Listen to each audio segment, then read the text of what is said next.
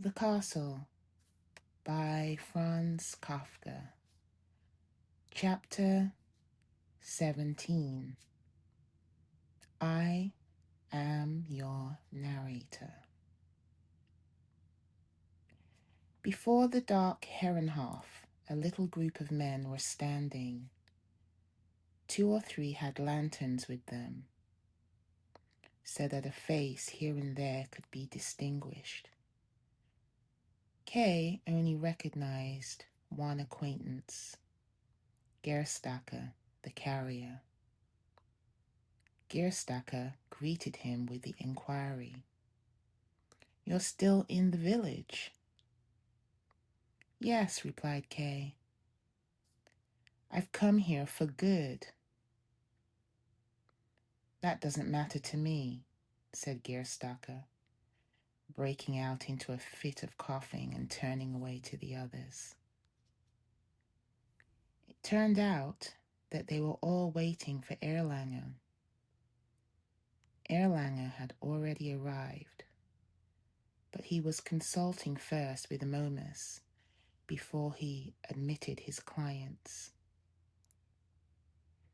They were all complaining at not being allowed to wait inside and having to stand out there in the snow.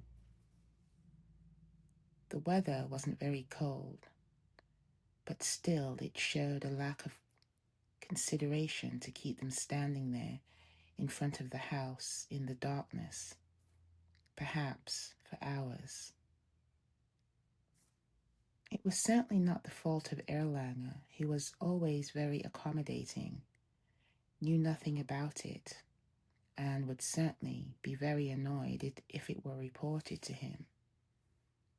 It was the fault of the Herrenhof landlady, who, in her positively morbid determination to be refined, wouldn't suffer a lot of people to come into the Herrenhof at the same time.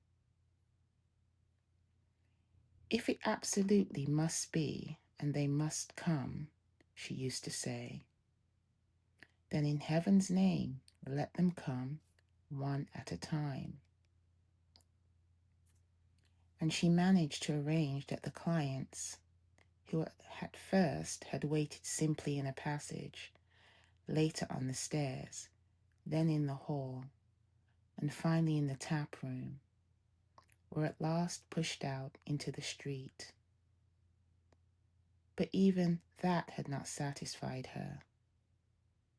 It was unendurable for her to be always besieged, as she expressed herself, in her own house. It was incomprehensible to her why there should be need to be clients waiting at all. To dirty the front steps, an official had once told her, obviously in annoyance.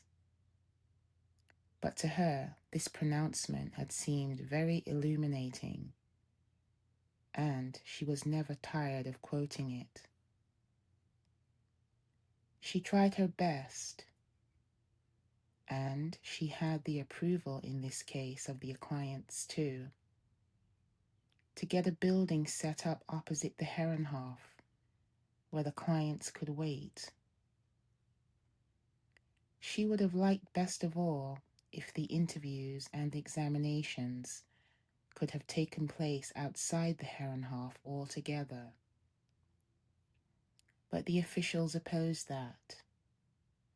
And when the officials opposed her seriously, the landlady, naturally enough, was unable to gainsay them. Though in lesser matters she exercised a kind of petty tyranny, thanks to her indefatigable yet femininely insinuating zeal. And the landlady would probably have to endure those interviews and examinations in the Herrenhof in perpetuity, for the gentlemen from the castle refused to budge from the place whenever they had official business in the village. They were always in a hurry. They came to the village much against their will. They had not the slightest intention of prolonging their stay beyond the time absolutely necessary, and so they could not be asked, simply for the sake of making things more pleasant in the Herrenhof, to waste time by transferring themselves with all their papers to some other house. The officials preferred indeed to get through their business in the tap room or in their rooms, if possible, while they were at their food or in bed before retiring for the night, or in the morning when they were too weary to get up and wanted to stretch themselves for a little longer. Yet the question of the erection of a waiting room outside seemed to be nearing a favorable solution. But it was really a sharp blow for the landlady.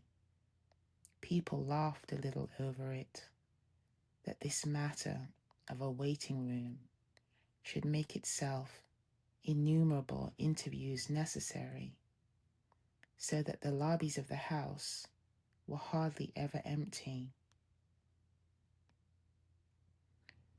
The waiting group passed the time by talking in half whispers about those things. Kay was struck by the fact, though their discontent was general, nobody saw any objection to Erlanger's summoning his clients in the middle of the night. He asked why this was so, and got the answer that they should be only too thankful to Erlanger. It was only his goodwill and his high conception of his office that induced him to come to the village at all.